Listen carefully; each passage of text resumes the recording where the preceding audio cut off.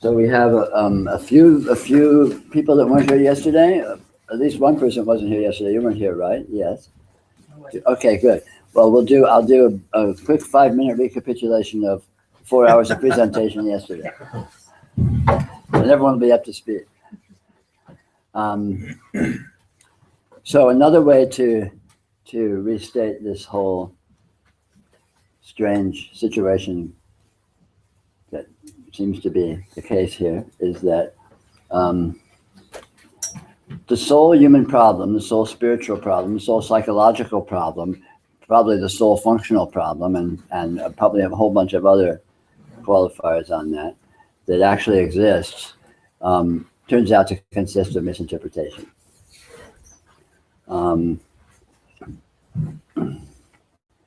People, because of the way our minds work, and or the way our society works, and or the way family indoctrination works, have all been very thoroughly trained, or at any rate arrive by the time you're an adult with a pretty ossified worldview that society, culture, the structure of language, all sorts of various factors contribute to supporting and reinforcing.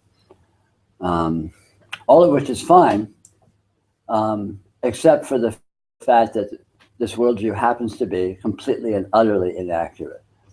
What's actually happening here is not comprehended by any consensus reality worldview, and in fact is not encompassed accurately by any worldview whatsoever, simply because what is happening here is not capturable in abstraction. It's not capturable in ideas. It's not capturable in language. It's not capturable in symbol systems. It's not capturable in mathematics. It's just not capturable. It is what it is, and it is the way it is. And so as soon as you start translating that into, well, it's like this or it's like that, you will oversimplify, you introduce error, you introduce inaccuracy, all of which would be fine, except that the abstraction and the inaccuracy and the worldviews, the philosophical, the philosophical, essentially imaginary models that one ends up holding in one's imagination and more or less holding to be objectively true, is less than a diminished version, paltry, unsatisfying, with all sorts of frustrating and difficult implications that don't actually, as it turns out, apply in reality. So one ends up basically being saddled with one's own worldview to one's detriment, because the actual condition is in every way vastly, well, I can't simply put a word on it to kill it, but it's vastly superior, let's say, simplistically, to the most grand ideas that one can hold about it. And people don't realize this is the case. People don't realize that their ideas of what is true are imaginary. People more or less hold their worldviews to be objectively true. And so, basically that's the issue. That is the problem. That's the situation. The solution. There is a solution. Hooray.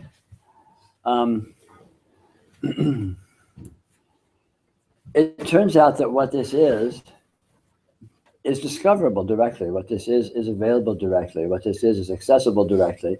What this is can and will and does self-verifyingly communicate its nature purely and accurately and profoundly to direct examination. And when one discovers the nature of what this is, one discovers some absolutely exquisite implications, some exquisite byproducts, namely eternal light, bliss, and miraculous inconceivability forever and ever, amen. Literally. Okay. Hyperbole aside. That's the way it happens to be. It happens to be like that. It's just like, it's the luck of the draw. I mean, thank God that happens to be the case, you know. I mean, if it wasn't like that, and if if it was something else, then it wouldn't necessarily be a point in fixing your worldviews, because it wouldn't necessarily be an improvement or an upgrade. But it happens that what this has astounding implications from a personal perspective. Basically, in discovering that the personal perspective is what might be called a divine perspective or a transcendental perspective. You know, what you are exists beyond space, beyond time, beyond qualification. And this is the simple objective fact, always has been, always will be. And this fact is directly discoverable, directly addressable, and directly appreciable and enjoyable to observation, to discovery, to investigation. So that's what we talked about yesterday. What should we talk about today?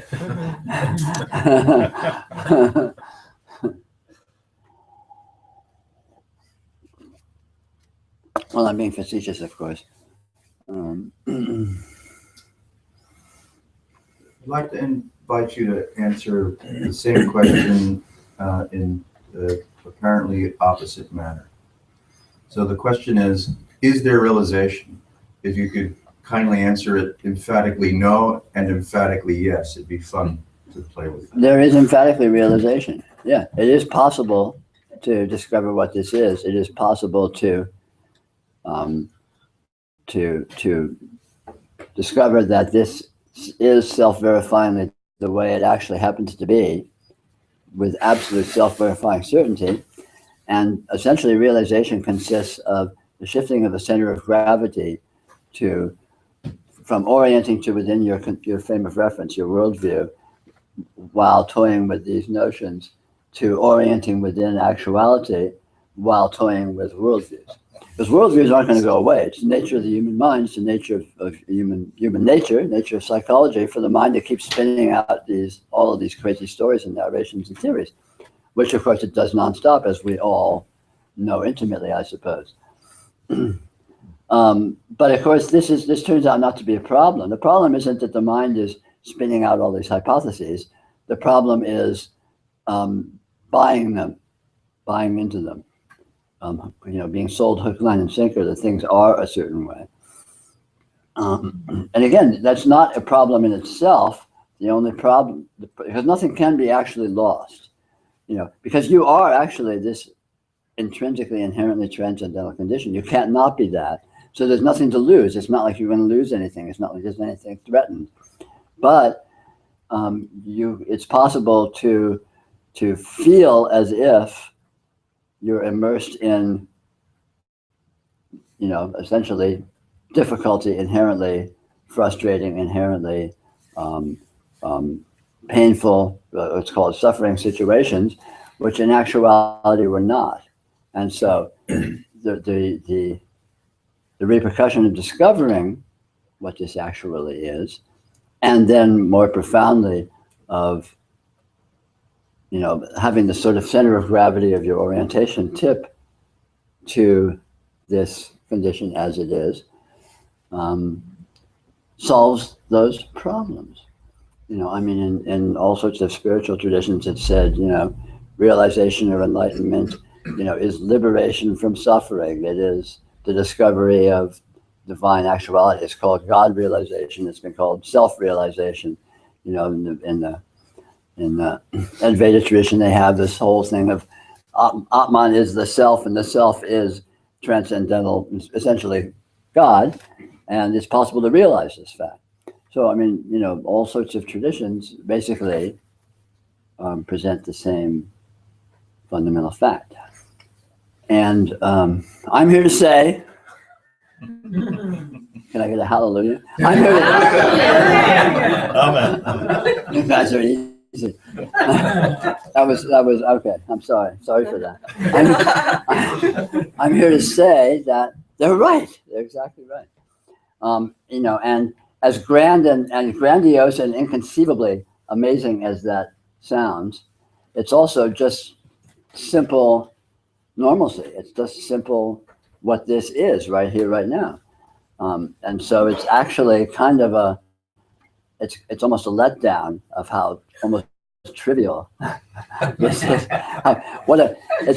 It's almost like some clerk somewhere made a typo and completely screwed up some whole work. It's that trivial, you know. It's like the difference between holding this inaccurately and just letting it be what it is like, it's so slight. I mean, you know, it's easy to have a grandiose idea of what realization looks like. You know, your body disappears and turns into rainbow light, and there is, you know, absolute omnipresent consciousness that radiates throughout all space and time. And actually, that's literally true, but not in the way that you think it is. Not as a cartoon, simply discovering that in actual fact, that is your condition right now. It's just been, you may, I should say, just be in the habit of misdescribing it to yourself. Well, not to be a wise guy, but so the same question, is there a realization? Could we say no? How might we articulate that as plausible a reply? I wouldn't say no to as an answer to is there realization. I would say perhaps as an alternative, I would say there's nothing but. So realization cancels itself out as being something, because in actual fact, being is realization. And realization proper, formal realization, is the discovery and the recognition profoundly and self-verifyingly that that is the case. But it's already the case. So it's actually, it's all a technicality. It's just a discovery of what you have always been. So it's a complete non-event. There's no change of condition whatsoever. And yet, the feeling tone, the sort of the subjective aspect of it is, let's say, can be profoundly different. That was one of the poignant questions from last night's Kicking This Around. Mm-hmm. Was, you know, the seeker's lament, or the seeker's most sublime wish, is show me all of this. Hold nothing from me. Uh-huh. And so I think that that costs extra. Yeah, You have to sign up for the advanced course. Basket around, you'll get full. Yeah. So then, what's the magic? What's the secret? What is there a withholding presently that makes me feel like, fuck, enlightenment would be really great, because this, despite everything you've said confidently, it's not happening here yet. Mm-hmm. Right? So then that's the seeker's lament.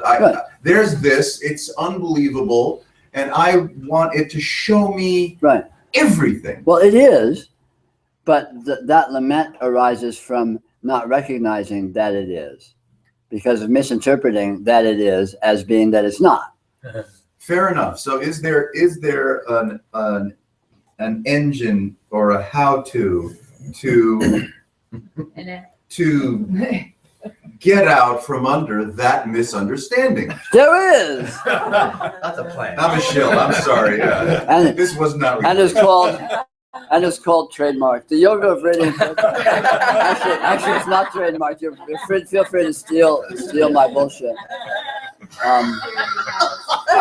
So we did a whole day of the yoga of radiant presence yesterday, and some of us a lot more than that. Where's the payoff? Yeah, here it is. This is the payoff. And it always has been the payoff, and it always will be the payoff. And it becomes obviously and acknowledgedly and juicily the payoff the more one plays with this and comes to discover how profoundly that is the case. As we talked about at great length and from many angles yesterday, all these worldviews they don't stand up to analysis. They don't stand up to observation. They don't stand up to investigation. It's easy to hold that things are a certain way if you don't look too closely. if you actually look at the nature of experience closely, you discover experience is a very slippery, very weird, very non-linear, very multidimensional actuality. And in that obvious self-verifying nature of it, a lot of the rigidities and stabilities and stucknesses that we may imagine exist and exist problematically turn out that you see that they cannot exist in the way that you think they do, because how could stuckness and stability be built of this weird multidimensional slipperiness and instability and instantaneousness and omnipresence and so on and so forth? So again, abstractions are disproved through observation. Abstractions can only exist in the lack of, in a lack of observation. Basically, we're talking about science here. We're talking about scientific method. You can say, well, the Earth is flat. It's like, okay, well, check it out. Is it flat? What does that mean? In what sense is it flat? In what sense is it not flat? What does flat mean? What does Earth mean? And you engage with every aspect of anything that seems to be anything. It seems to be any particular way. And if you do so with intelligence and with, let's just say openness or honesty or sincerity or whatever the heck, you will discover that any way you are used to holding things is iffy at best. It just won't stand up. And that destabilizes the objective actuality of these worldviews. Next question, please, Matthew. I think we're down to 4. Number 4 on your list, sir. Yeah. I got him. I think there's a subtle aspect that I've noticed in talking to people that there is an element of resistance. There's an element, maybe resistance is too strong a word, but it's subtle because it's almost like they don't really want to believe that this is already the case. Sure. Perhaps because seeking is such a pleasurable thing or not. I mean, I really don't know, but there is that element. How would you address that? Well, what that really is essentially an addiction. People seem to be or become addicted to their worldview, addicted to their certainty, addicted to the way they're holding things, to the point where there's a natural resistance to challenging that or questioning that or looking otherwise. And it's weird. It's almost like a cussedness. It's not, a phrase that I say fairly often in these talks is, reality is very easy to find, unreality is very hard to let go of. It's not that reality is hard to find, it's that the tendency is to keep going back to normalcy, to keep going back to your worldview, to keep going back to your stuckness and your problems. And why? I mean, it's a perversion. It's just it's a sense like an addiction. It's like, why does the alcoholic go to the next drink, even when they know, wait a minute, I've got problems here, but the bar's open, so I'll worry about it tomorrow. It's essentially very much like that kind of a mechanism.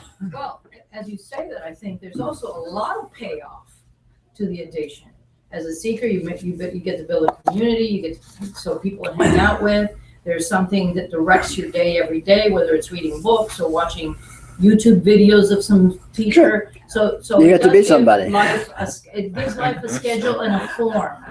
Sure. And we're addicted to form. Yeah, sure. And and the fantasy from that perspective is that you're going to lose all that, and all that is threatened by reality. And that is a fallacy. It is not true. Reality is inclusive. Nothing is eliminated. Nothing is countered. You get your cake and eat it.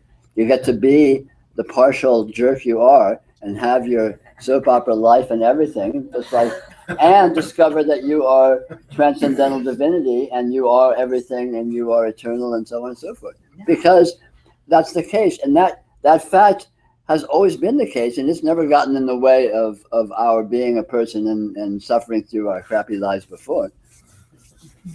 Hallelujah. Yeah. So you get to be God and the pathetic loser you are.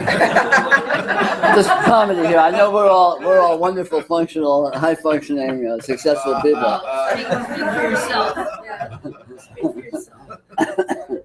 It's a good topic, the kind of the level of functioning. You talk about letting go of, I'm not sure if I'm going to get how you put it exactly, but sort of that worldview may not be quite what we think it is. Yeah. And as that loosens, and for me, it's been as much like a self view, like who I am. Sure, all that. I am. Worldview is it means worldview snaps into place. As soon as you know what anything is, you know what everything is. You know who you are, you know what the world is, you know what's going on, you know what the thing is, you know who the good guys are, you know who the bad guys are, and you know everything. And when that shifts, everything shifts. And so, the world and the self and the personality and the nature and the limitations all kind of crystallize instantaneously around any notion. But yeah. It seems that situations have come to bear to sort of shake out the tree of that, like really in my face, like I'm not who I claimed I was in any respect. Yeah. A lot of that is just kind of, and it's very disorienting. Mm-hmm. Absolutely. And it seems to, cause a lot of waves. Absolutely. Yeah. This seeming path of unfoldment is the very nature of it is a destabilizing, because one is in the habit of having found stability within one's worldview, and as that becomes questionable or shaky or less solid or reliable, then where does that leave you? Where am I now? And so it's it can be a challenging period of time if it has duration, which it does for most people, I guess. Where you're kind of living in two worlds. You're sort of living in your normalcy and your familiarity, and there's sort of new unknown weirdness present as well, and they don't necessarily seem to have much to do with each other. And what's up with that? And that sort of can become a flavor of your reality throughout the course of this unfoldment. Seems to be very little new unknown movements, like just little slices. Sure. Like just like occasional glimpses. Yeah. But the destabilization pieces, it feels like pretty darn big. Yeah, but if it's destabilization, then there is definitely. How do I know that from I'm just an asshole sometimes, or it's not Kundalini, it's menopause. Well, but you see, it's not that it's this. It's not that it's. I'd love to spiritualize it, but No, it's not that it's this or that. It's not that it's menopause or not menopause. It's neither menopause nor not menopause. It's actuality, and actuality is not collapsible down to a hallmark phrase. It's not collapsible down to a word. Menopause is not menopause.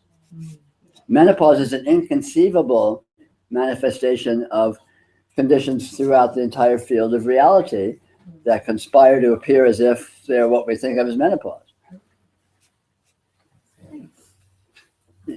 Nothing is, it's not like it's not menopause, or menopause needs to become spiritualized, or you need to take menopause and wave a magic wand over it and turn it into some golden condition.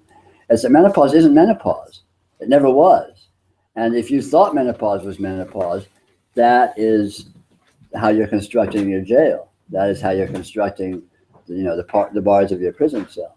And the discovery that menopause isn't menopause and never was menopause, without being eliminated, perhaps unfortunately, but whatever, right? Is how you become free of that feeling of constraint, that feeling of stuckness, that feeling that it needs to be spiritualized. Nothing is what you think it is. It's that simple. And you're not eliminating it, you're not canceling it out. You're not saying, no, it's not real. It's just not what you think. So everything is actual, everything is real, but none of it is what humans are used to describing it as being. And especially it doesn't have the implications of the definitions of the way we're used to describing it. think that points to the resistance. Sure. Because before I could talk myself out of believing I'm a pathetic loser, but now that I've become much more objective about my actions and what I think, Right. I can't see myself as anything but. Sure. Yeah. But you got to go. kind of get through that. Yeah, you do. You take it farther. Okay, that you're not a loser may have been an illusion, but are you actually a loser? How could you know if you're a loser? Relative to what? Relative to those old standards, I guess. Well, relative to those old standards, but how accurate and how clear are those old standards? They were bullshit. Yeah. Yeah. So if you're a loser relative to bullshit, how can you know you're a loser? Right. I mean, if you're a loser relative to something that feels undeniable, then maybe then that's a problem. But if you're a loser relative to something that you already know is bullshit, then that you're a loser is questionable. Can you talk about a scenario in which this change of residence that we're talking about, this destabilization, can happen so incrementally and so slowly as to be completely, the shirt is turned inside out, but it's so delicate that Absolutely. Yeah. Could you talk about that? You know, what this process looks like, what this apparent trajectory of unfoldment seems to appear as, can be wildly, drastically variable. You know, it can seem to occur. It can seem to be catastrophic. It can seem to occur as a series of mini catastrophes, or as Michael suggests, it can be almost unnoticeable, where something feels a little different now. You don't even notice it because you feel pretty much the same as you did yesterday, and yesterday you felt pretty much the same as you did the day before. But if you go back, if you try and extrapolate, how did I feel? What was my normalcy 10 years ago? What was my normal mindset 10 years ago? And you can notice, whoa, wait a minute, hold the phone. Something's going on here. So, there's no. It looks like the way it looks like. It happens the way it happens. There's absolutely no recipe or roadmap or plan or series of steps or anything. Or way to say self-evaluate. No, you can't self-evaluate. Where you are on that Richter scale. Absolutely, because ultimately self-evaluation becomes more and more impossible, Right. Because there is basically infinity. Right. There is absolute indeterminacy. Yeah. And with an infinite amount of dimensions of seeming,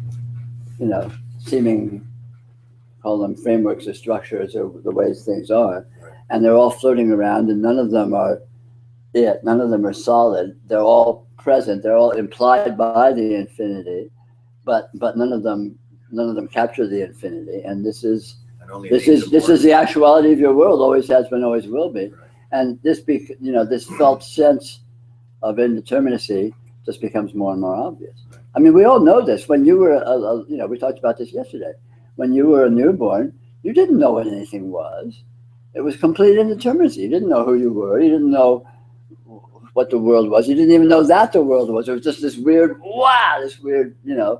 splash of all this stuff, and then there's the long process of maturing and indoctrination and learning the names and learning the words and learning the game structures and learning the rules of the game and so on and so forth. And that sort of becomes normalcy. But it's basically just kind of defined into existence. It's like the rules of Monopoly. The rules of Monopoly are not derived from reality. They're just posited. This is a cushion, right? This is a cushion. I'm an American. This is a cushion, right? That's totally made up. This is not a cushion. It's right. It's not a cushion. Right. It never was a cushion. Never will be a cushion. But oh no, it's a cushion. Everyone knows it's a cushion. It's like when you pass go, you get $200. Everyone knows that. It's arbitrary. All of these certainties and stabilities that we sort of unconsciously orient towards have been made up, and basically, we've been sold a bill of goods that things are actually like this, and it's really made like that, and it really works like that. So And destabilizing when someone picks up the game and puts it back in the box and puts it away, and we're not playing Monopoly anymore. Yeah, Even though apparently everyone still is or something. yeah, and that's another point. I mean, it get, you know, when you find yourself on this path of unfoldment, it can get kind of weird, especially if the, you know, most of the people around you don't seem to be acknowledging that anything like that's going on for them. And you're trying to talk to someone and say, hey, you know, this is pretty weird. And they go, oh, what do you mean? What are you talking about? Or whatever, right? You know, but all in all, you know, this yoga is very, very simple. This path of investigation is very, very simple. You just be with the presence of actuality, non-conceptual. It's that simple. To whatever degree that seems to happen, you know, little occasional flashes or vast, weird immersions. Just, wow, this is here. This is this. Wow, feel this. Just that, just like that. I mean, not, you know, those words or those ideas or anything, just feel that. And then and then sooner or later you drift off and you space out and you have to do something, or you need to pee, or you get an idea, or you get hungry or whatever, and stuff, you know, shit happens, the usual thing. But then sooner or later, just, you know, you find yourself again, wow, this is really here. Just feel this, that is here. Feel this, that is here. And that feeling, which seems, you know, at first it seems like kind of nothing. It's like, okay, now I'm feeling what's here. You know, yeah, you know, like, but after a while you begin to get it. After a while you get, whoa, wait a minute, this is talking to me. This is not just some dullness or inertness. It's like there's some kind of profound intelligence here. There's some kind of meaningfulness here. I mean, it's not rational. You can't put it into words. You can't describe it. But my God, it's juicy. And you it's like sensitivity training. You become sensitive to the profundity of what non-conceptual presence is. And of course, there's nothing but non-conceptual presence, because even concepts are non-conceptual presence. It's a concept that concepts are concepts. Concepts aren't concepts, they're inconceivable presence. You know, thoughts aren't thoughts, they're inconceivable presence. Personality and neuroses aren't personality and neuroses and emotions, it's inconceivable presence. And it's all weird, and it's all God.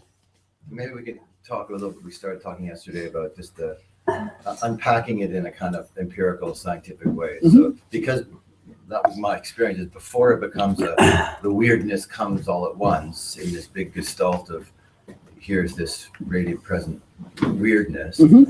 For me, I guess in the way my mind worked too, and through the yoga as you describe it, there was an unpacking process of, okay, let's take the sensoria, let's look at all the bandwidths and, you know, the butt on the chair and that, you know, sparkling here, okay, sparkling that. So, and then seemingly bandwidths that have no talking to each other, never the twain shall meet kind of thing. But then once you have, this is just all words, but once you have those television screens of, well, there's the weird crackly of texture of sensation, and there's the weird high-speed buzzing of light, and there's blah, blah, blah, and there's mentation doing exactly the same thing. All of the sets then kind of coalesce into it's all the same. They do cross correlate or something. Well, again, you discover more subtly, or let's say more profoundly, that the idea that there were different sets was itself just an idea and a concept. Right. You know, it's like bandwidth. It's like red is red and yellow is yellow, and red is not yellow. But the spectrum is not like that. The spectrum is a continuum. Right. There's no red. There's light. There's no yellow, there's light. And red is one of the ways that light shows up, but red is not red is light. Right. And it's a continuum, it's an inclusive continuum. And, you know, I mean, that's like argument and conceptual itself, but the reality is one of inclusiveness. Is this. This is not that and that and that and that and that and that and that and that and that. And it can be classified as all these that's, and of course we all know this. This is a human mode of classifying it as all the that's that are different from all the other that's. This is a cushion, it's not the floor. This is the floor, it's not the cushion. You know, you're a human, you're not the chair. That's a chair, it's not the human. You know, there's all these that's, But reality isn't actually made like that. It's not like that. There's no chairs in this room. There's no room here. There's no people here. No dotted line. It's weirder than that. Yeah, they're just weirder than that. It's not that those things are eliminated or negated. There's vastly more than that, to the point where they laughably transcend being that. The chair is not a chair, it's the universe. You're not you, you're the universe. The cushion is not the cushion, it's the universe. Not in some aspirational sense, but literally true. I mean, it's physics. Yeah. You know, we're just talking the structure of things. We're not talking philosophy. Cloud of quarks. Yeah, and whatever. But even that is too many bats.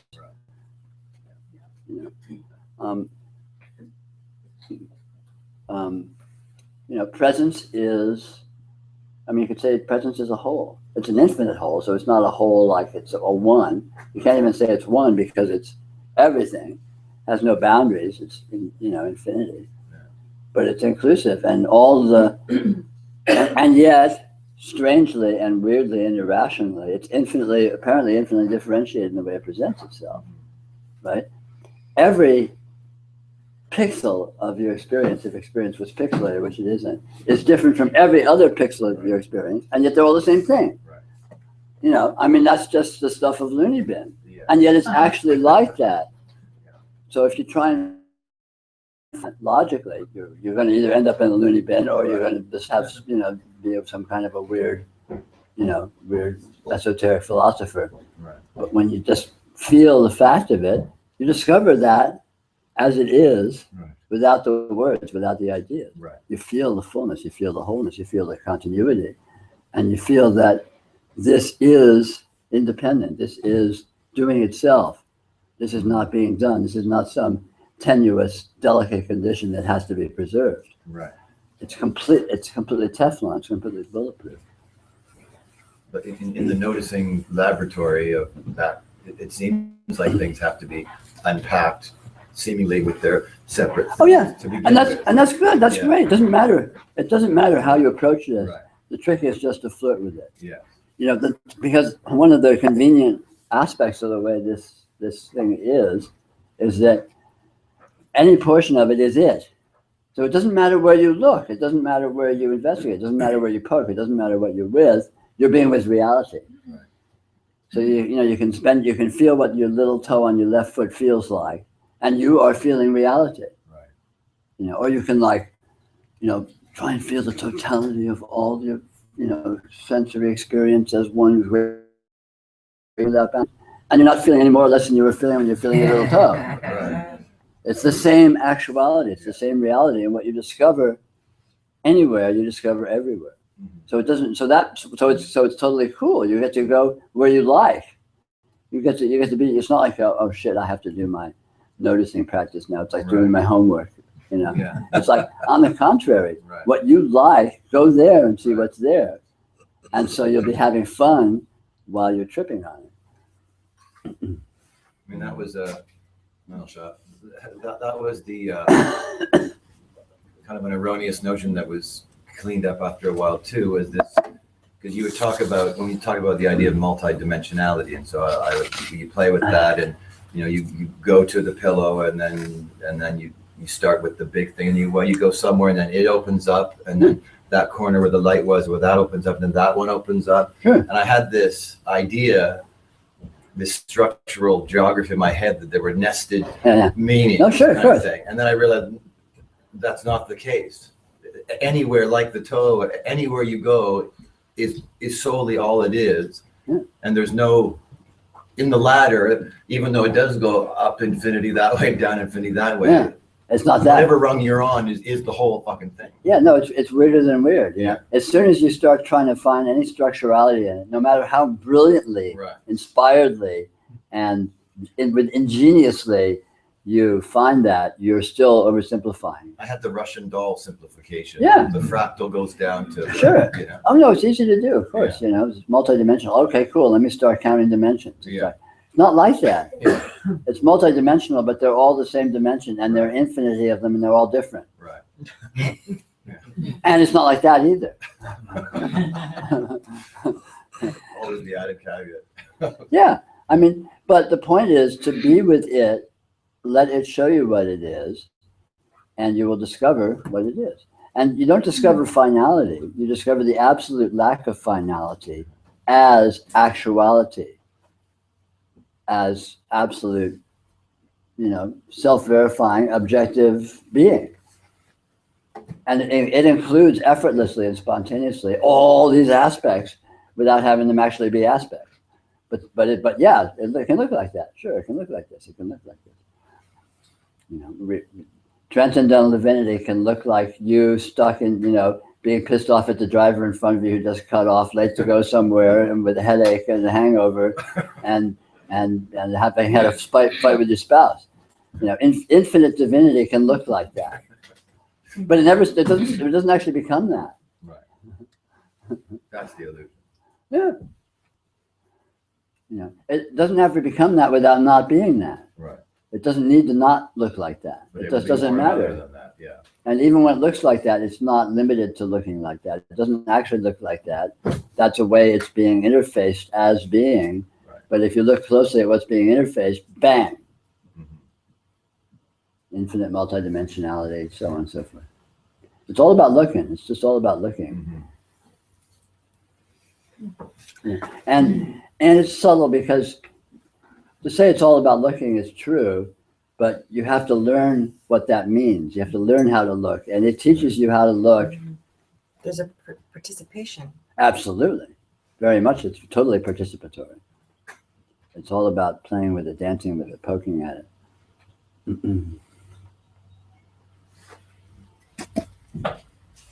And in the end, to notice that the looking is the looking. The looker. You engage with it, but then in the end, the surfer and the surf. The looking is reality. Right.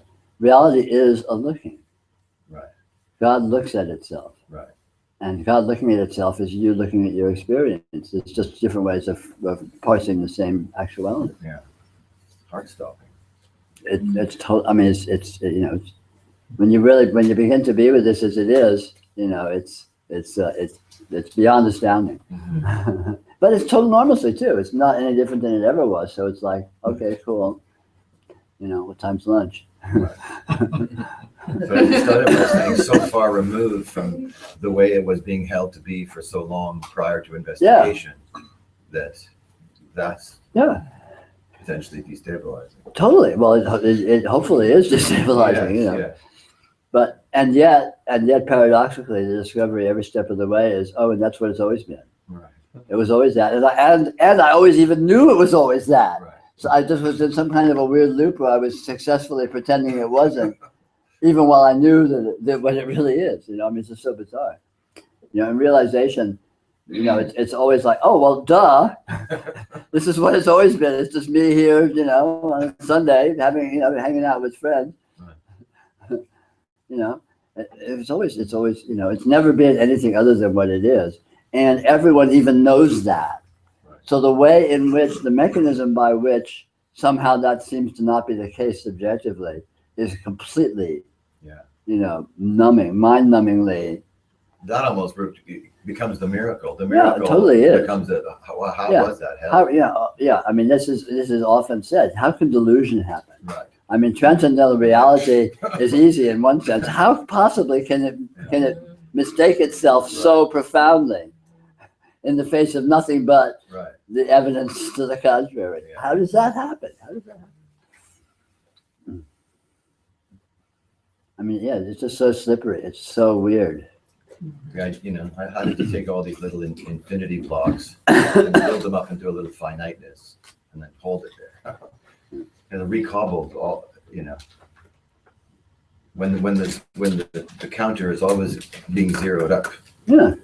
Yeah. Well, I mean, as long as you think there's a counter, there's going to be all these sequences and circles, and that's all fine, but that's not even actually happening, even when it's happening.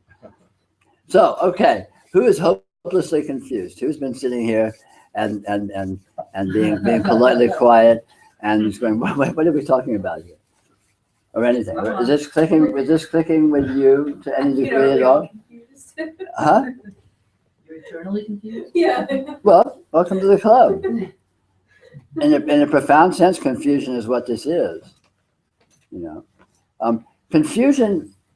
Let's talk about confusion. Confusion is a good one to talk about because it's kind of fun and funny as well. It's a little comedy in here. Confusion is only confusion if you think it's not supposed to be. Right? Nothing makes any sense. Nothing has ever made any sense. If you think that's a problem and you think, oh shit, I'm confused, I better find the answer, that's confusion. Nothing makes any sense, never has, never will.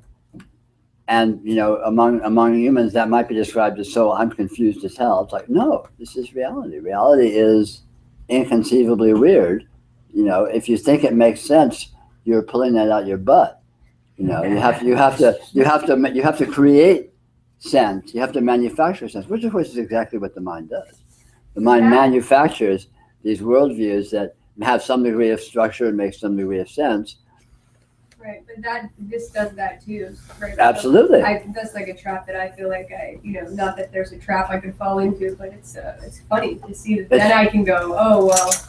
Oh yeah. I made another framework. And that never stops. That never stops. The mind keeps spinning out these hypotheses. A funny sort of a little metaphor that I come up with that I like to say because I think it's a riot, is that the mind is a lot like the War Department in the Pentagon. You know that in the Pentagon somewhere there's some room where there's like 50 guys that are coming up with hypothetical plans to invade Dublin. They are planning to invade Dublin. They just want to have 50 plans to do it in case they need to. So it's like, oh my God, Dublin's been taken. We have to invade Dublin. Thank God we have a plan in place. So in the Pentagon, somewhere in computer files or in drawers or stacks of paper, depending on what area it is, you know that there's like, 80 plans, 80 strategic plans of how to invade any spot on Earth, just in case we have to, right? And this is how the mind works. The mind is effortlessly and nonstop spitting out hypotheses of what might be going on here, right? Maybe these people all hate me. Maybe these people don't love me. Maybe these people are completely indifferent. Maybe I hate all these people. Maybe I love all these people. Maybe I'm indifferent. Maybe this, maybe that. I mean, the mind is just like, who's doing all this shit, And it never settles. It never actually settles down into, it sort of has its dominant favorites that it sort of free associates and trips on. Right, it sort of becomes the mood or the flavor of the day, depending on what one sort of comes to the front. But the mind it never stops doing that. And so, it's like, well, you remember yesterday we were talking about sparklers. It's kind of like a sparkler. Reality is like a sparkler, where reality is this thing that keeps shooting off all sorts of versions of itself that are just confusing as hell because they aren't coherent with each other.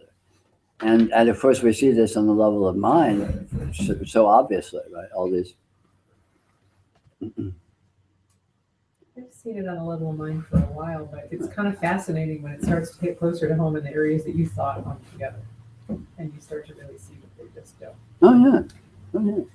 And that's where the rubber meets the road. That's where unfoldment really becomes unfoldment, when it becomes a little dangerous. When it becomes actually destabilizing, when it becomes whoa. Wait a minute, hold the phone here. Where did I leave my Thorazine?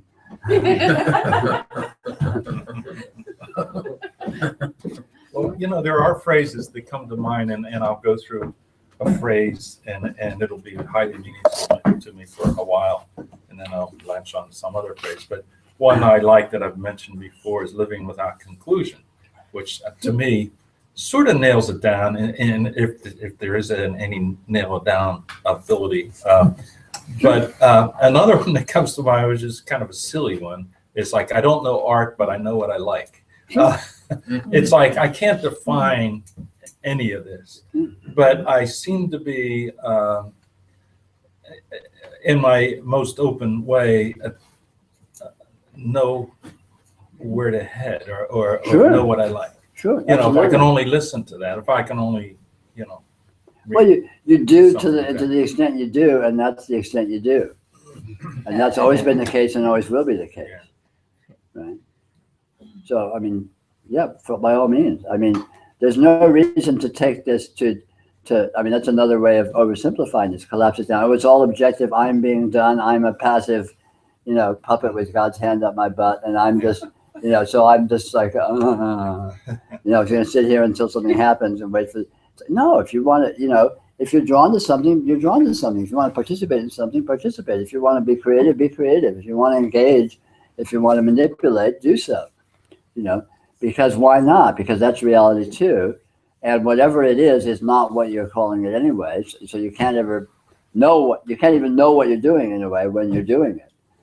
But that's a constant equation. That's nothing new. So it's never been an impediment before. I'm just trying to make, you know, it seems like there's some inner directedness Sure, absolutely. of some sort. Absolutely. They can seem like that, yeah. Peter, is there such a thing as consensus reality, or does that have no meaning? No. There's the assertion of consensus. Consensus reality is a big pretense. I can claim, well, I know what the world is and you know what the world is and we agree. It's like bullshit. Everyone thinks what they think and no two people think the same thing. No two people, you know, I mean, in the broadest, in the most completely comprehensive sense. You know, it's easy to overlook that fact because of a couple of things. Number one, the functional human nature of tribalizing. People in general tend to homogenize with the people around them in terms of how they appear and how they function. So you know, if you move to a place, your tendency will be to move into dressing like the people around you dress to some degree. Fit in, you might say. And this is sort of, you could say, an unconscious or an automatic or genetic imperative, whatever, who knows. But anyway, it seems to be the case. And number two, and probably even the bigger thing, is we all use the same words. So I say tree and you say tree, and since we're talking about the same word, we think we're talking about the same thing. That's a big assumption. I don't know what your idea of tree is. You don't know what my idea of tree is. But we can't discover that because we're both talking about look at that tree. And you go, yeah, look at that tree. And so it's easy to assume because the exchange seems to converge on agreement that we're actually in sync. But that's a big leap of assumption. You know, in my experience, no two people are remotely like each other in the most profound and across the board sense. So consensus reality is, you know, is a pretense. So language almost creates the illusion of consensus reality. Yeah, because if we're using the same words, and it seems like we agree on the same words, the assumption is we agree on what we think, what we're each meaning by those words. But that's a big leap because, you know, how can I know? You say the sky's blue, I look and say the sky's blue. How can I know what you see when you see blue? Oh, yeah. You might see what I think is like, you know, ultraviolet or chartreuse or something. I mean, who knows, right? But oh, it's blue. And yeah, it's blue. So we agree. Consensus reality, the sky's blue. But it's a verbal. Consensus reality is created by the semantic system in that case. Yeah. But you can't know. Maybe there is consensus. You can't disprove consensus reality any more than you can prove it, because, you know, and this is, we talked about this at some length yesterday.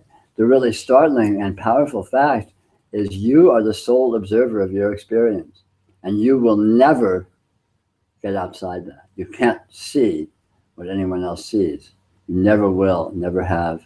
So you can't. All you can experience. You're the sole inhabitant of your universe. You can't even know if other people exist. You can't even know if the world exists or not. I mean, the whole thing is just a big question mark because you have no frame of reference other than your view, right?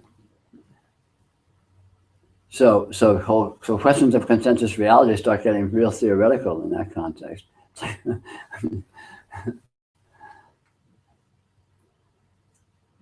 I was just going to throw out a stupid, facetious comment that there's no Vulcan mind meld then, I guess, in our future. Well, there may be. You may experience what seems to be a Vulcan mind meld, but it's going to be your experience of it. It may or may not be actually happening.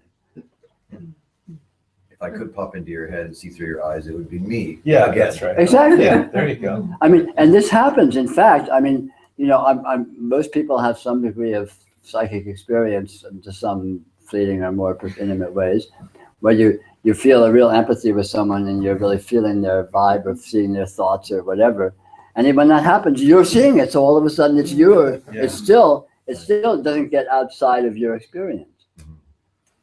You know, if I could see through the eyes and be in the minds of everyone in this room, it would still be me in that perspective.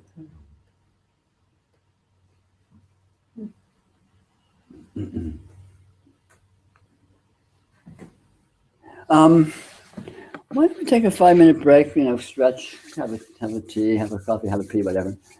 Just because I know I can get dizzying sitting with all this blah, blah, blah going on. It's getting hard.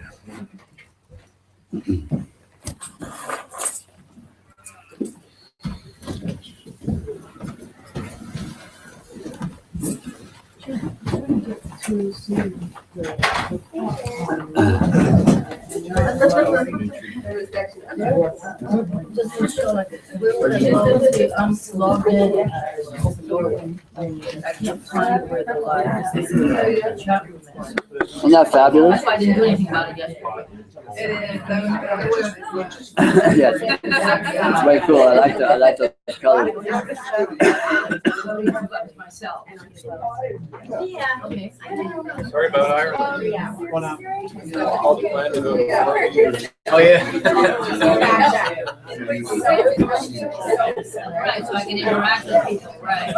If they have questions or whatever. Same like the buzz. We'll just go to. He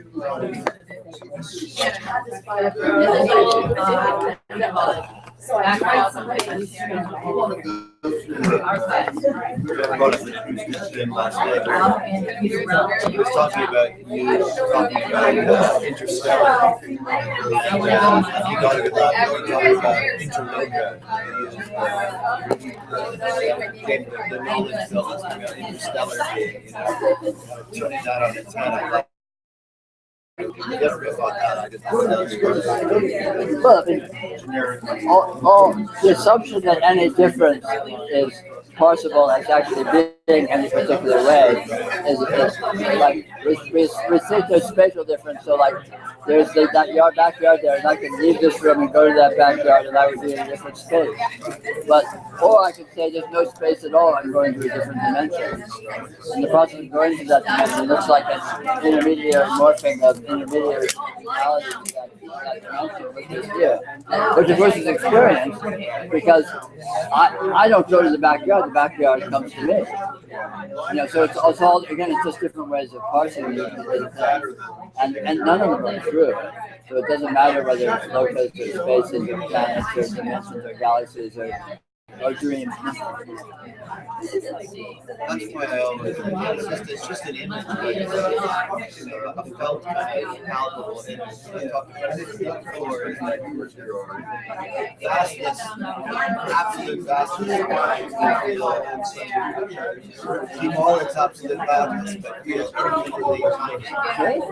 That's a mode. Yeah. It's a mode. That's, you know, any mode is a viable mode. Yeah. It can look like that. You know, And it's like the Big Bang that never banged. I feel like that feeling of this could all be, this could all be happening within a point. yeah. That I don't know what that start. I get emotional when because I just feel something I write about it. Cool. I'm reading too many like Max Kegler's, mathematical universe and all that. And a lot of stuff is coming out of science, and I just got drawn to it. That's fun. They talk about that too. You don't need. How do you create something out of nothing? You don't. Yeah. Yeah. You don't need to. That's pretty fucking awesome. But yeah, but I mean even that is tame in the face of this. Because this is that and not that. You said yesterday, thinking about how it's all moving through you. Sure. That's one way of seeing it. You know, like it's all kind of. Sure, that's one way of seeing it. I mean, I'm always here, and it's always now. And when I get up and walk, it's still here and now. But I the think road is someone's moved. been doing that. I haven't gone. I'm still here. I'm still ready to sell it, right? But we used to thinking of it the other way around. Oh, see, no, I just did that. Oh, no, that's the picture. But that's just frame of reference. That's all imaginary anyway. But the actuality is, of course, omnipresent of the observer right here.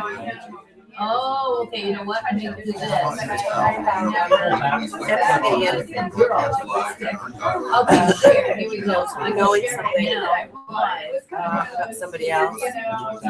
Recognize So you're still looking through your own eyes. What if you If you, well, not is still the same thing. Whether you are or you aren't, you're still just describing the same actuality from different points of view. And the actuality is beyond any point of view. It is what it is. And you can see it as being this, you see it as being that. But it is what it is, regardless of how you're seeing it. The point is that what it actually, there's no point seeing it as one way or another way, because it's arbitrary. It's no way or every way, all at once. And it's not, and that's, it's just not, it's not existent, it's not actual on that level. The level it's actual on is completely unspeakable. And when you speak about it, that actually is actually completely unspeakable. It's weird. It's weird. It's all about playing with weirdness. And you always discover, no matter how weird you get, reality's way ahead of you. It's like, oh, you thought that was, you think that's cool. We're going to check this out.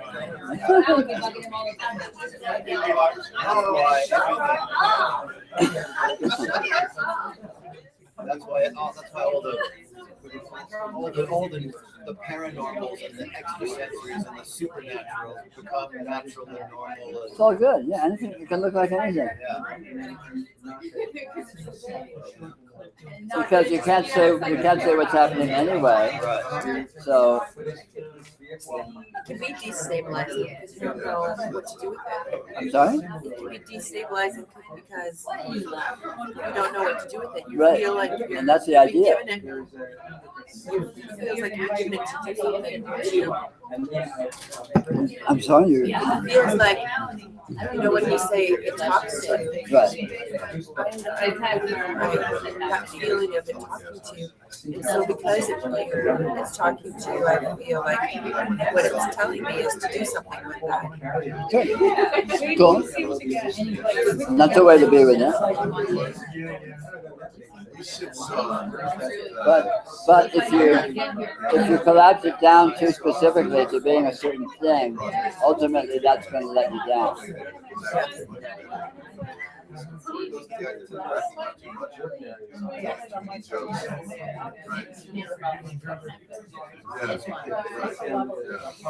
Yeah, we saw another CSN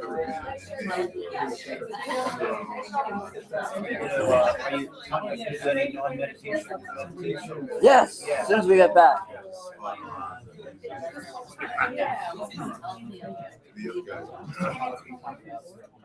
Yeah, well, what I it's my sense. I want to put it on the physical.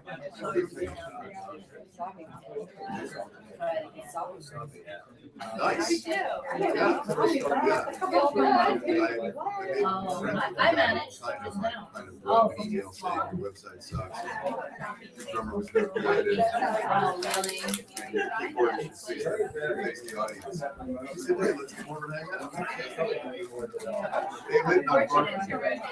So I use his website. Like, things all over the place. And like Bandcamp Oh, okay, well, that was website. so that I could try and get on Xfinity. I couldn't get on Xfinity. Even with all this. Someone goes to the account and transfers Yeah, money really. over from some friend. How annoying.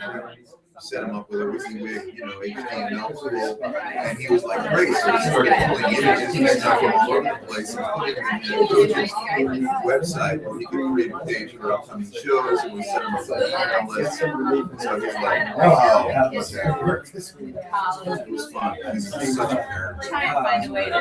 His basement is like, a place where you can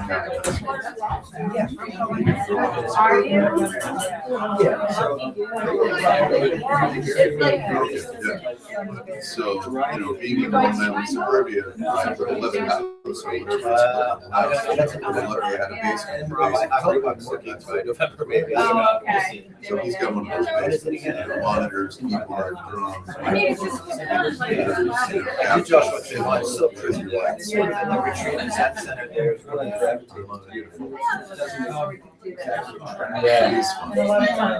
they're going to play around with things again.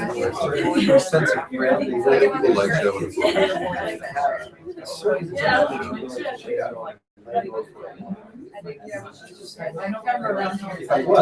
He's partner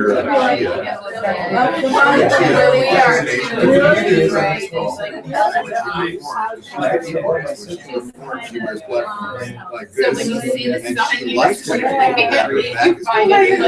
audience can see her to be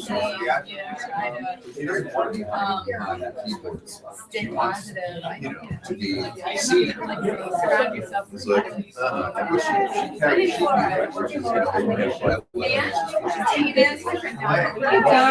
said to her, why do you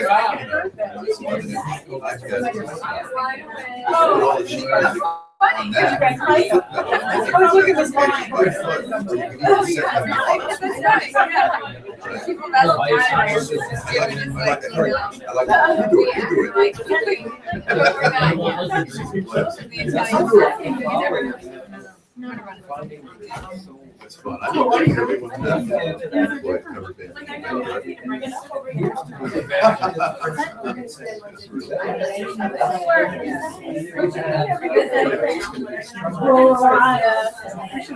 Oh yeah.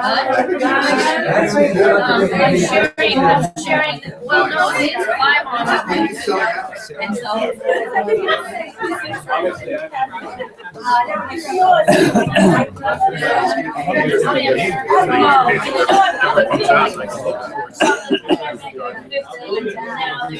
Time is irrelevant somehow. It's like you're a long-lost sister from another lifetime or something. Oh, okay. That's good enough.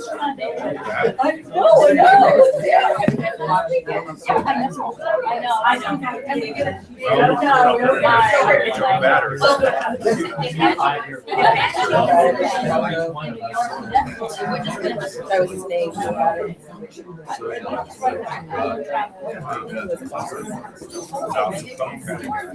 And then from spring to fall, we should come see in and all.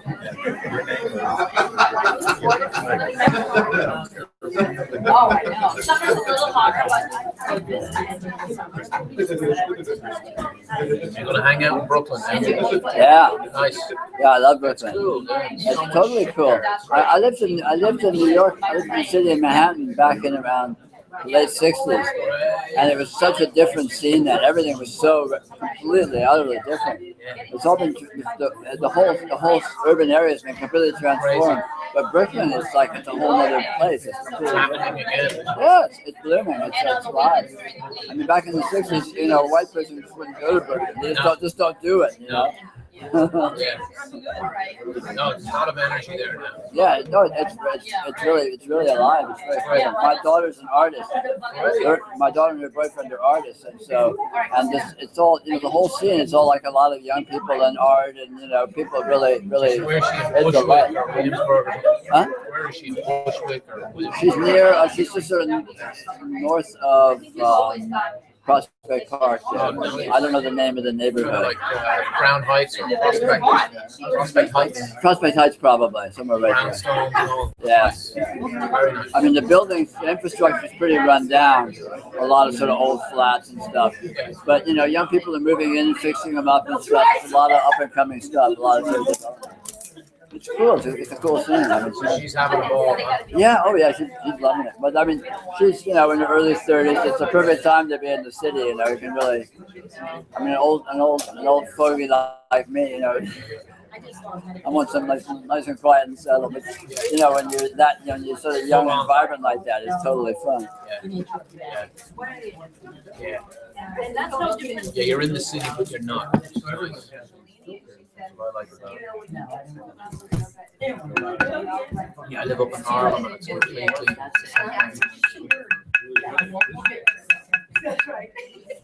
Ding, ding, ding, When you get You're on a mission. this bell sucks. Oh, yeah. No one gives a shit. Yeah, man. Peter, you've got It's always like that. I like anarchy. Sorry, it's gonna take a little longer. No, I know. I'm just, just rabble rousing. I have no expectation. God. We can just carouse until lunch. It works for me.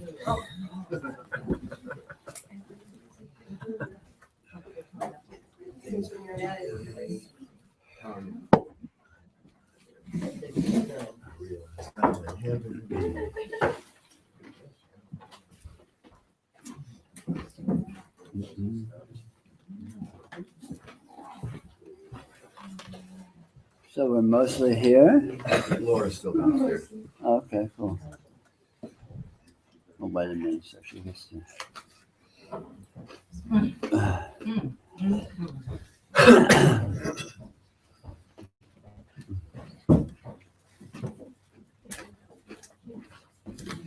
It's all good. See what she said.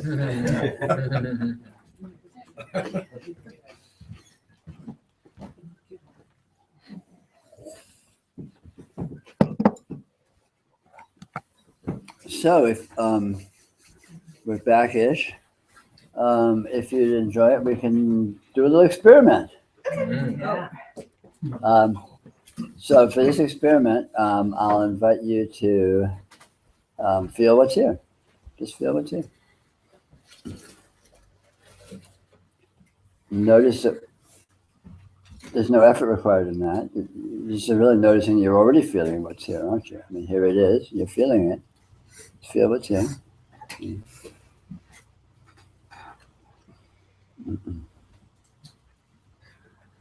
Just however it seems to present itself. Just this presence.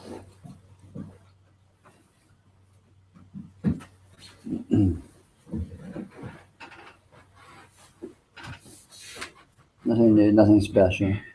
Notice how it's doing itself. You can't not feel it. Try and not feel what's here. You can sort of pretend to. You can imagine you're not feeling it, but it doesn't really happen, does it?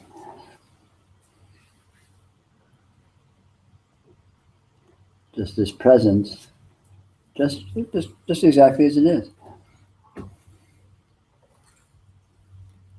All the characteristics are just effortlessly present. All these incredible colors and shapes and sounds and feelings and all just miraculously appearing. You can't keep them away. You don't need to do anything. You don't need to pull them to you. You don't need to bring them in focus. You don't need to do anything. It just shows up the way it shows up and disappears the way it disappears, whatever. Just completely spontaneous. Thoughts appear, they come and go. Ideas appear. Distractions appear. Focus drifts. Focus is interesting. Watch your focus just sort of dances around, drifting. This, that, and the other. And yet, it's all just presence. Presence can look like focus dancing. Presence can look like thought. It can look like light. It can look like all of these characteristics. Just here. Completely doing itself. Effortless. Even if there's a feeling of effort, that appears effortlessly.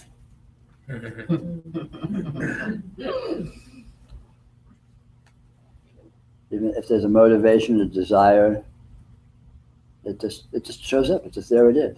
Where did it come from? How's it here? It's just back, just here. Everything just here.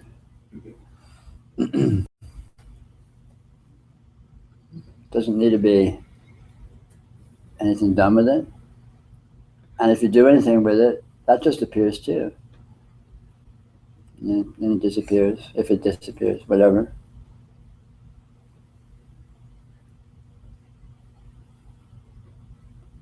Feels like something, doesn't it? I mean, this is what's here. It feels like something. It has flavors. It's like an incredible stew or a symphony or something. It's all of these flavors and qualities and melodies and vibes, moods, whatever. Just, you can't separate them out or pull out individual ones or anything. Just this amazing ongoing cascade of all of these amazing qualities. Just in this, what this is, just spontaneously, inherently.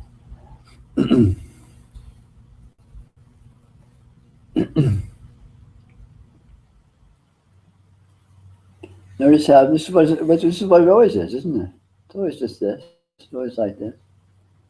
Just all this stuff appearing, doing itself.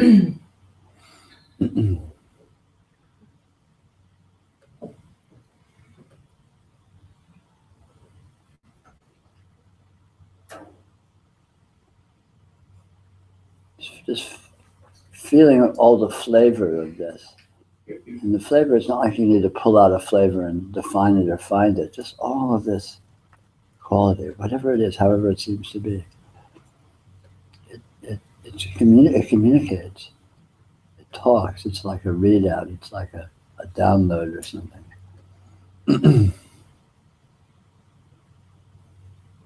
It's like it has a language. All these flavors and moods are kind of a flavor language, a mood language. It doesn't make sense. You can't translate it into English or anything.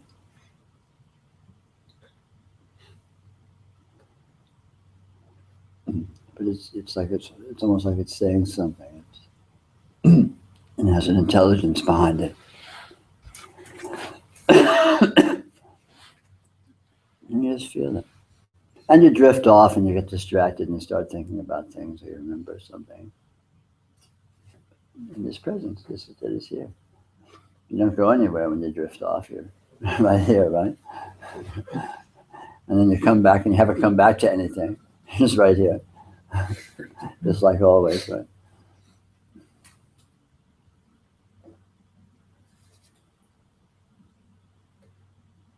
This is normalcy. This is reality. This is experience.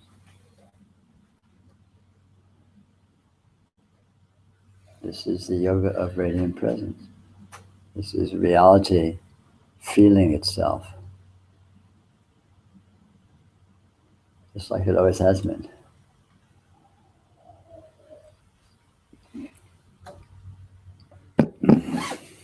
You may be used to thinking of it as my experience, but it's just this presence. There's no me, there's no you, it's just this, it's here. Everything included. Makes its own gravy.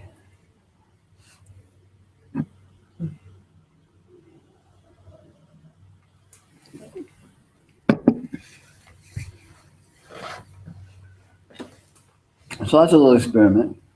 It's just it's nothing really. And it's just, this is an example of, just take a minute and just feel what's here. And, what happens is nothing happens. I'm feeling what's here, feel what's here. What does that mean? But okay, cool, just do it anyway. And what happens, happens, and then something else happens, and, just like always. And, but there's some magic there. There's something that, there's some astounding, transcendental zing that this inherently contains, that this inherently communicates, whether you notice it or not, whether you feel it or not, whether it does anything or not, that causes the flow of time, it causes the change of event, it causes this to move into that, it just causes, the flow of events.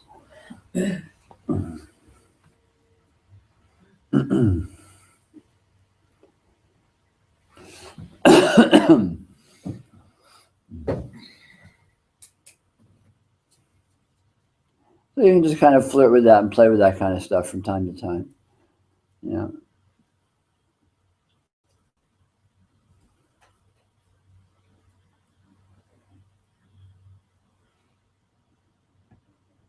It's kind of fun because all you're doing is using normalcy as the path to absolute transcendental divinity, which is very easy because that's what it happens to be. Kind of a catch-22.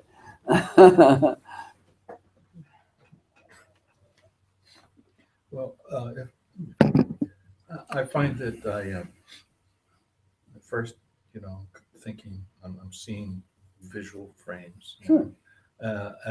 But I'll close my eyes, maybe go into the listening mode, and then start to go into mental stuff, but sort of the feeling of interactions, just the light, the interactions in the room, but there's such richness in them, Yeah. and it's sort of the depth of, Yes. of that kind of thing that just strikes me. And,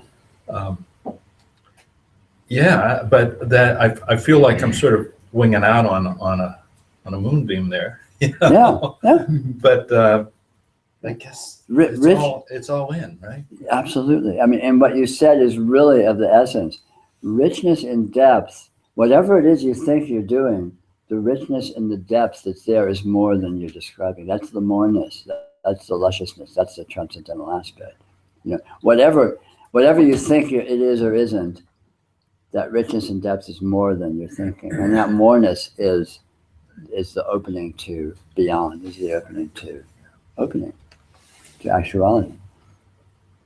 Because actuality is infinite, it's bottomless depth and infinite richness.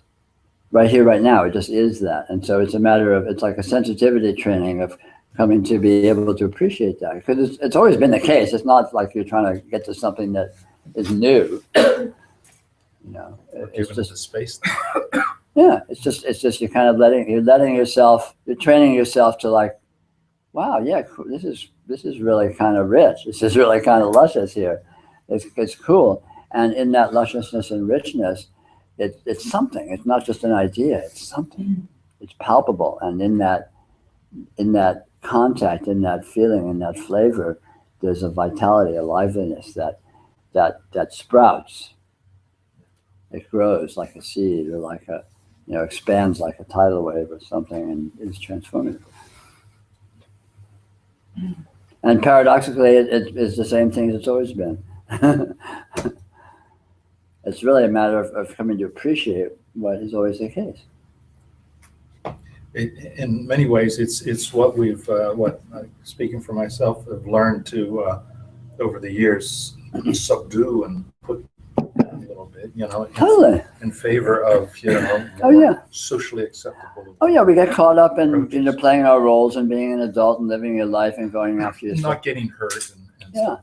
I mean, can you remember when you were a kid what it felt like when you're 5 or 6 and it's Christmas morning or something, and there's just all this light and magic and you don't know what's going on, but God is special. It's just like, whoa, this is cool, and that never went anywhere, right? I mean, that never went anywhere, right? It's right here. You went somewhere. It never went anywhere. You went off. You got caught up in all of the soap opera, and caught up in all this being some, I've got places to go and people to be, it's like, but that stuff never went anywhere. It's just sort of been plowed over imaginarily, not actually plowed over, because it's right here on the surface. But we train ourselves to look elsewhere. We manufacture an elsewhere to look at, and then train ourselves to look at it. It's all kind of bootstrapped up in imagination. It's bizarre. But just in the simple process of letting yourself feel this richness, that's it. That's the entire yoga right there. Bang. That leads to the discovery of actuality, which very fortunately happens to be the discovery of the transcendental, discovery of the divine, discovery, however you want to put it. I mean, thank God that it happens to be the case. Yeah, Fred? I was just thinking about karma. Mhm. Where does karma exist if you're in, the present moment? If you're seeing this as a magical display of Right. like, bam. Right. And that's what this is. Mm-hmm. Where does karma exist in that? It's almost like everything's just spontaneous. Mm-hmm. And there's no karma. Is there no karma anymore? Or Yes, there's no karma anymore. Liberation from karma is the discovery that there never was any. Okay, karma is very simple and it's very specific. Karma is the way karma works, and the way liberation from karma works is all about the way patterns work. We talked about this a bit yesterday, and of course, with you, we've talked about this many times over the years. The information, the energy that presents as experience, all the content of experience, all the sensory information and mental information and so on and so forth, tends to present as highly patterned. It spontaneously and intrinsically presents as intensely patterned in a fractal way. So you look at the patterning and you find more patterning, and you look at that more and you find more. It's just patterning wherever you look, which of course is our basis for creating objects and situations and entities, from extrapolating that all these patterns are actual and stable and objective, right? So it's a fact that all the energy shows up is intensely patterned, which becomes the basis for karma. If there's all these patterns, then maybe there's all these things, and if there's all these things, then I have to be in some relationship to them, or I have to defend myself from them, or I have to worry about them, or they're changing, and their patterns are changing, and my pattern is changing, and we have, there seems to be implications that follow if these patterns are actually things stably. But the trick is, that the patterns are not really patterned, because the patterns are made of unpatternedness, because they're infinitely fractal. That sounds like an abstraction when I say infinitely fractal, and it is an abstraction. But what that means is you can't find a way a pattern is. A pattern presents as being a certain thing at a certain level of observation. But if you look closer, you discover it's not that, it's more than that and other than that. And you look closer at that, and you discover it's not that, it's more than that and other than that. So if you investigate a pattern, you don't actually find a stable pattern. All you find is an endless series of difference patterns, none of which are anything. Because when you look at what they actually are, you find something else. So it's like a continual bait and switch or something. There seems to be something there, and you look and, oh no, it's not that. But it seems to be something else instead. And you look for that something else, and oh no, it's not that. And so it's like these endless mirages that as you get up to them, they disappear. And it's not nothing. It's intense patterning, but the patterns aren't anything. They aren't made of it. It's not like you study the pattern and you finally find, oh my God, this pattern really is this. I finally found what this is. That will never happen. And of course, when you intuit or see or discover the actuality of this, you're free of karma. Because you see that there are actually, all these apparent karmic entities don't actually exist as such. They're empty patterns, very much like dream apparitions. A dream is all of these beings and situations and spaces and events, and this happens and that happens in apparent circumstances. But it's not karmic. You're not stuck in it because there's nothing there. It's a dream. It's nothing. And exactly the same thing, weirdly enough, is true right here. By observing reality and seeing what this is, you're in effect dissolving your karma. Mm-hmm. Well, more specifically, you discovered that it was a mistaken interpretation. It looked as if it was that way, and I assumed that it actually was, but I hadn't looked closely enough. And then you look closer and you discover, whoa, wait a minute, hold the phone. Something different entirely going on here. And then that's just one aspect of the slipperiness of this experiential phenomenon. That is like the deep sense of, I just don't know fucking anything. Right, that's it. Mm-hmm. And that is knowing. That is gnosis. That is jnana. That's bodhi. And in that not knowing anything, there's so much meaning. Like Because it's not a negation. It's not a negation. It's truth. The truth of open-endedness. The truth of infinity. It's not like it's not a lesson. It's not like I've lost something. I don't know anything. It's on the contrary. You've gained an infinity, because what you thought you knew was small and limited, and what is actual, the unknown, is vast and infinite and infinitely rich. And it's not nothing. It's unknown, but it's not a zero. It's not a lessening or a cancellation. On the contrary, it's an infinite opening. So it's more and more and more and more and more than more and more than more than more and blah, blah, blah, blah, without actually being anything. So you sort of get the richness without being hampered with any of the fine print. Kind of nice. It's a sweet deal, you ask me. God is generous. If it wasn't so miserly in the first place.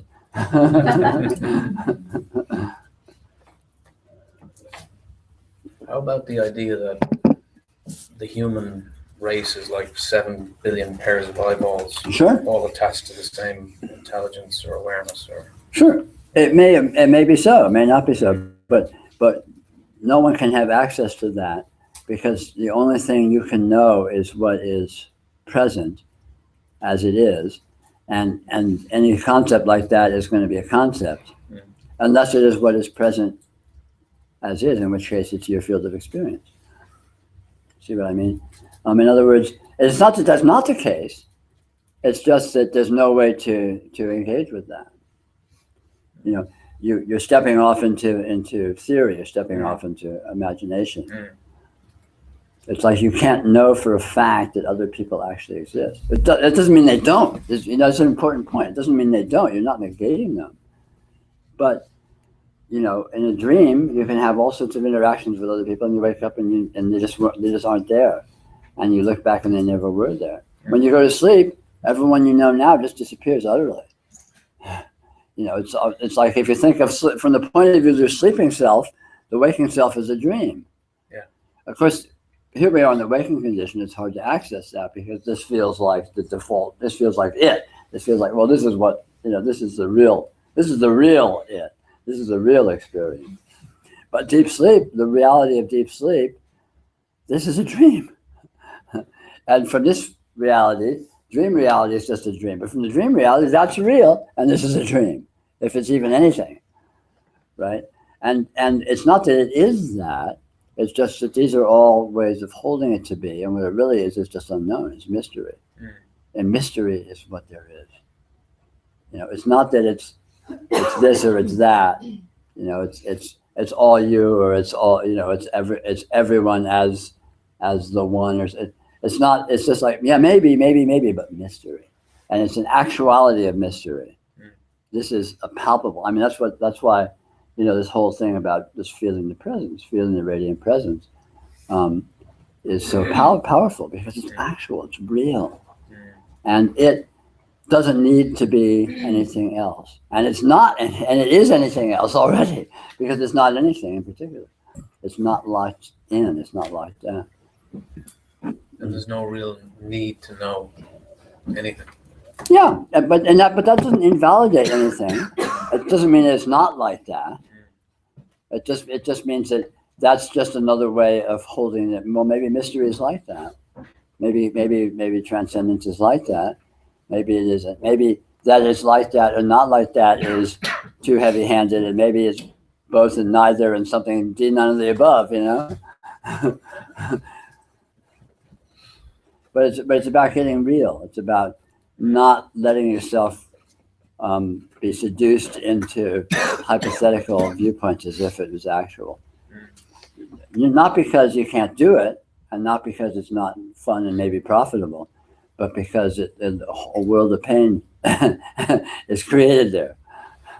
I mean, I don't know if you've ever looked into Buddhism, but the whole basis of Buddhism is, attachment and aversion is the cause of suffering. And attachment and aversion is based on you have to think there are things, and then the things can be good or bad, and then you like them or you don't like them, and you're off and running, and there's called suffering.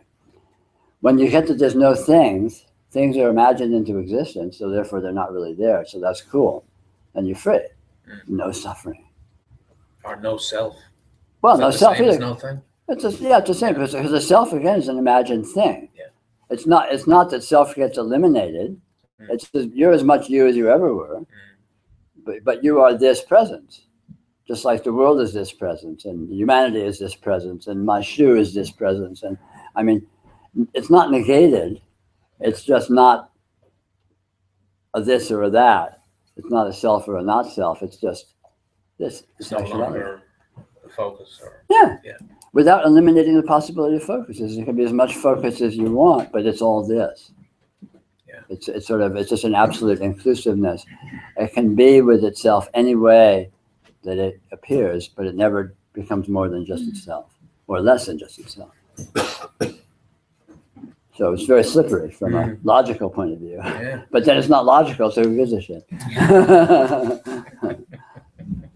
Yes. Peter was looking at my daughter doing her math homework, and you probably remember, like in high school, we had like these math theorems where it's like assume A is a whole number. And Sure, yeah. And it's like that, but that's like, it's like, that's exactly what we do. We assume everything into existence. And Yes. you like write down all the assumptions. Yeah. You would fill infinite volumes, which Yeah. then becomes ludicrous. That's how samsara is built. As soon as you assume one thing, the implications of that one thing is the entire universe. Yeah. Any one thing that actually is a certain way, and all of a sudden everything is every way in relation to that. And all of a sudden you have a world, and you have karma, and you have beings, and you have suffering, and you have problems, and you have success and failure, and you have the whole schmear. But it's all defined into existence by defining. And it itself is not defined. This is just this. It doesn't say it's an A or it's not A. It's just this. Maybe it's A, maybe it's not A. You know, you're not proving that it isn't A. It's just a big, I don't know, could be. So it's a possibility of inclusion, a possibility of absolute allowance, rather than a limiting of, oh no, it is this way or it is that way, which just immediately crystallizes everything by implication, or by relation to that. If there's me, then there's you, and there's this, and there's that, and there's the other, and do you own this or do I own it, and let's fight over it or whatever, right? It's like, I mean, all of the human complication emerges out of this automatism of defining, of thinking we know what anything is. I mean, as soon as you think you know what anything is, you think you know what everything is. And then you're a jerk. or a normal human, let's say. Not that you actually are. You don't become a jerk. You just start manifesting it. You start thinking you are one.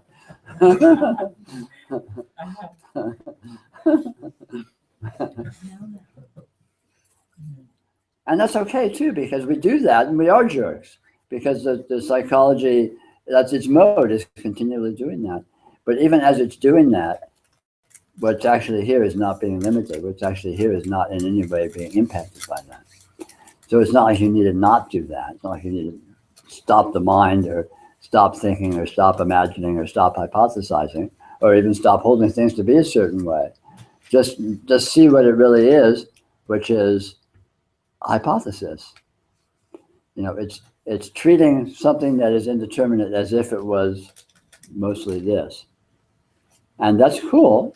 You know, like I do that with you guys. I treat you as if you actually exist and are independent entities. I can't know whether or not you are. I may be hallucinating here, right? I just can't know.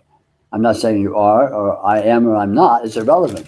But I treat you as if you exist, and so then these talks happen.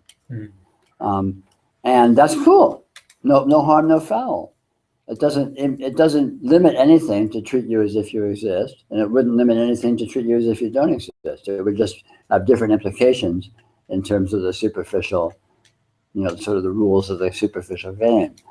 You know, if you didn't exist, if I thought you didn't exist, then I would do what I damn well pleased and might or might not talk to you. Sorry? I said I thought that's what you were doing. Well, maybe I am. Yeah, sure. What's the difference? But the point is that it's not like there's a wrong way to do it or a bad. It's like, oh my, abstraction is bad or evil, or conceptualization is bad or evil. It's not bad. It's just a conceptualization. And a concept is just a concept, which is ultimately a miraculous appearance of transcendental reality, like everything is. And it never stops being that explicitly, even when it's being a concept and being acted on as such.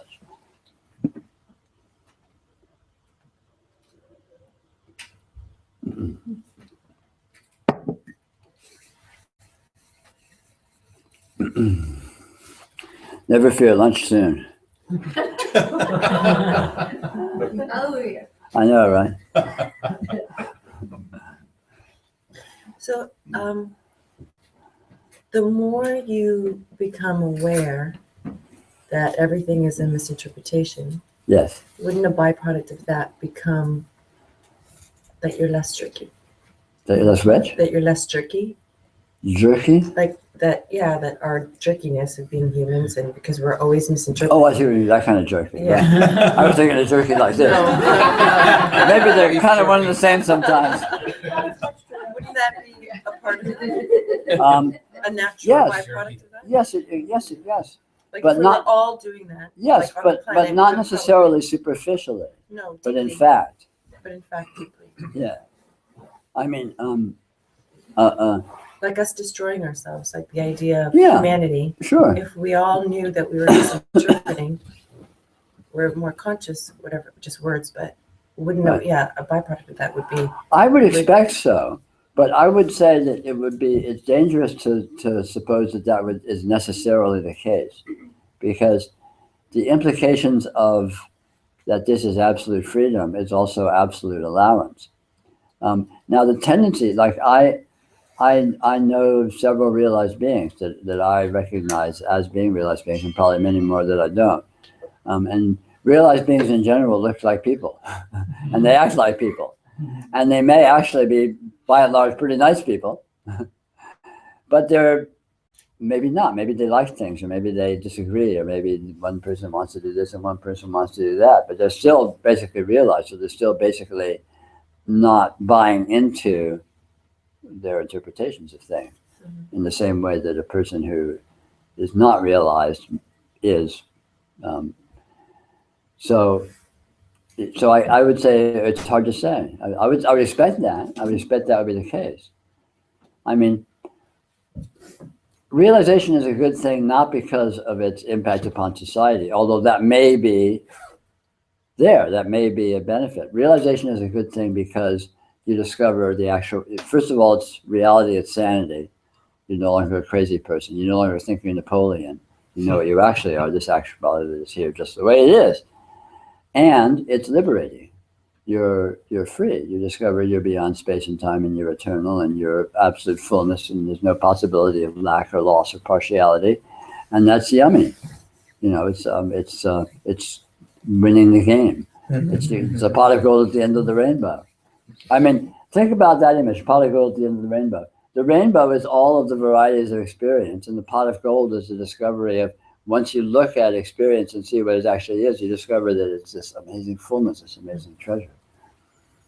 I mean, that imagery is pretty much right on the money in terms of being a myth of this yoga, of this path of unfoldment. But I would expect, liberation would probably have real nice repercussions in the world. But that's not the point. The point of it is not to fix things or to improve things. Although, again, that may be I would expect that to be a side effect. The point is that it's what's already actually the case anyway. So not coming to that, it's like if you're a billionaire, to pretend you're not, you can do that. But if you let yourself be a billionaire, then you get the joy of being a billionaire, and you happen to be one already. So why not do that? And then you can leave all your money at home and go out and hang out on the street as a homeless person if you want. But you're a billionaire, and so that's cool. It's kind of like that. So you get that, wow, I'm beyond space and time. I'm absolute divinity. That's literally true. But at the same time, I'm Peter Brown, and I can go do things, and I can, piss off my wife, and I can want this instead of that, and I can get in arguments with people, and I mean, all this stuff can happen. But it's happening within a context and from a perspective of it doesn't particularly matter. Nothing is really actually at stake here. This is just the way the energy dances with itself. It's all this apparent functioning and all this apparent phenomena. It's like a dream. When you ever had lucid dreams? And so you're dreaming and you're dreaming. When you're dreaming a dream and you don't know you're dreaming. You're just in the world like usual, like you are here. You're just here and you're doing shit and things are happening. But then wow, wait a minute. Oh, cool, I'm dreaming. Wow. But that dream doesn't necessarily stop, does it? And maybe you may have more control or maybe not, but the flavor is so different. But the dream doesn't necessarily stop. But the whole feeling tone of it, just the whole, like, whoa, this is all me. I'm not really in this. I'm not stuck in this. I'm not subject to this. There's nothing to worry about. It's cool. It's just really nice. I mean, this is liberation. Like, I know this isn't real. Exactly. Happens. So we just kind of need to shift that to this world too. So. And I've been having a lot of lucid dreams of late. And what the funny thing I always find is that when I go lucid, I stop and I have that whoa, and then whatever the particular narrative that was going on before, I usually just get back to that. No, me too. When I have lucid dreams, something happens. It's usually a non-event. I usually go, oh, I'm dreaming. Cool. Oh yeah. Well, duh. I'm dreaming. Of course I'm dreaming. And then I dream. Kind of like it's a lot like that here. Yeah. I mean, I am actually a realized being, and every now and then I go, yeah, I'm a realized being. It's like, okay, cool. What's for lunch? Because there's nothing but. There never was anything but. And it's just like the lucid dream. You go lucid dream, like I'm dreaming. Yeah, but I've been dreaming. That's nothing new. It's just like, oh, duh, you're dreaming. Well. What's for lunch? Yeah. I mean, it's bizarre. I mean, in one sense, realization is so profound and used. In another sense, it's absolutely nothing. Literally nothing. It's same old, same old. But weirdness is what we got. This situation here is so bizarre. When you look at your personality, at kind of the before and after, do you note the change? Well, there's profound changes, and in another sense, nothing has changed. Right. My basic nature and my basic proclivities and so on, my inclinations are exactly the same as they always were. My basic sort of neuroses and personality structures and warpings are essentially the same. It has a very different kind of an emotional weight to it because there's no sense that anything particularly matters. Mm-hmm. So the urgency is sort of drains way down, in the sense of, being pissed off is drained way down, and all these kinds of things are just sort of. But the basic flavor is all the same. All the sort of structures and inclinations and all that are exactly the same as they always were, because they are the same as they always were.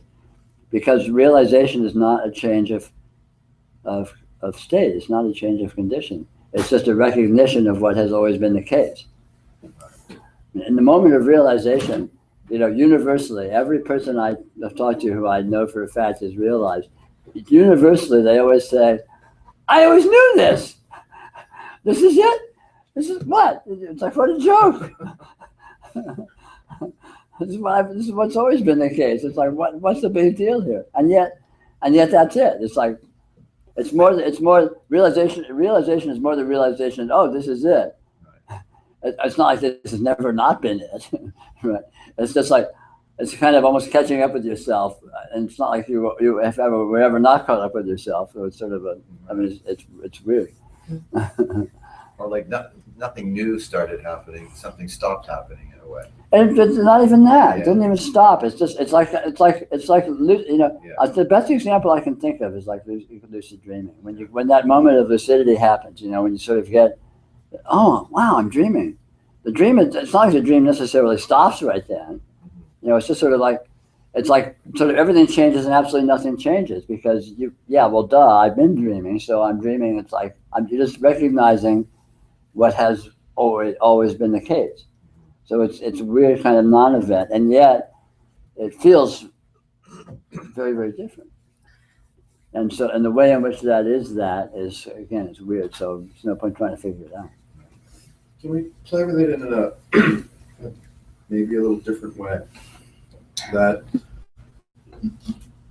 you know, realization can be sought as a remedy for suffering and confusion and all that. And I want the big view, the big hit. Sure. What about the, I mean, maybe it's a kind of recalcitrance, but I don't want any experiencing at all anymore. Good luck with that one. Right? I'm not saying I'm going to go take a gun and put it to my head, but it's like. It won't work. If only that would do it. But that, I mean, then it's really You'll get a big fucked. surprise then. Try it and see how surprising that is. I thought this was going to stop. This fucking annoying subtlety won't quit at them. It's classic. No, I mean that escapism is useless. The best you can do, the closest you can escape ultimate fantasy, and it ain't never going to happen. Escapism is the ultimate way to bang your head against a wall. But it really feels like a good thing. Like, please, no experiencing at all, no enlightenment, no view, please, no subtlety, leave me the fuck alone, including, right, the me that wants to be left the fuck alone. Like, how about void, thank you very much, I'm out of here. Is that's not possible? No. That doesn't occur at the physical death of this? You want to turn off the radiance. Completely. You maybe you want presence, but you want no radiance, and that ain't gonna happen. No, I don't want presence either. Please, nothing. Just leave me alone. I beg you. You want to kill God. Yeah. Yes. Good fucking luck. So it's not gonna work. Okay. So I mean, at whatever physical death may appear to be or imagined to be, some people crave that there's a durable soul, and the continuity of some kind of subtlety of experiencing, with or without reincarnation, who really gives a shit. And I'm begging for, please, not even that. Can you just turn off the lights? I beg you. Well, it turns out that the closest you can come to do that, which actually does the same thing without doing that at all, is realization, where you discover that essentially there is nothing happening because there's no thing happening. It's infinity being infinity, looking like all this without actually being anything. Yeah. So that's the closest you can get. But I think you're going to find there ain't no off switch. You can't turn off nothing. Yeah, I mean, essentially, this is nothing. It really is. I mean, it's also everything. It's sort of the paradox of zero equals infinity. But it's very impressionistic. In all level of play, whatever subtlety I may have had the privilege of viewing. Yeah. It's like, geez, okay, yeah, you're really far out. Just get out of my face. Yeah, good luck with that one. I think you're basically fucked. All right. If that's your vector, have fun with that. Enjoy it. Enjoy it. A whole new dimension of suffering. Enjoy it. You have an eternity to enjoy that frustration. It feels like the vampire or whatever, right? That is kind of committed to living forever. Sure. Yeah. You know. I mean, actuality. The only thing you can achieve is reality, okay? It's that simple. Okay. And reality comes as reality comes. Now, it turns out that reality doesn't come any particular way. So you're not actually stuck. Reality is the ultimate unstuckness, but it's never a simple nothing. Never. It's an absolute zero, but it's not a simple nothing.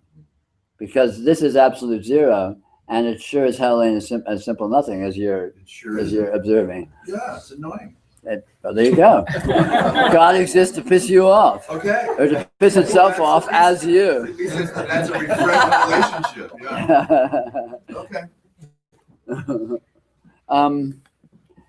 it's about lunchtime, so why don't we break for lunch? It's 12:30. Why don't we reconvene about 2-ish and have a delightful lunch and then have a martini or a tea or whatever you enjoy. And we'll take it from there.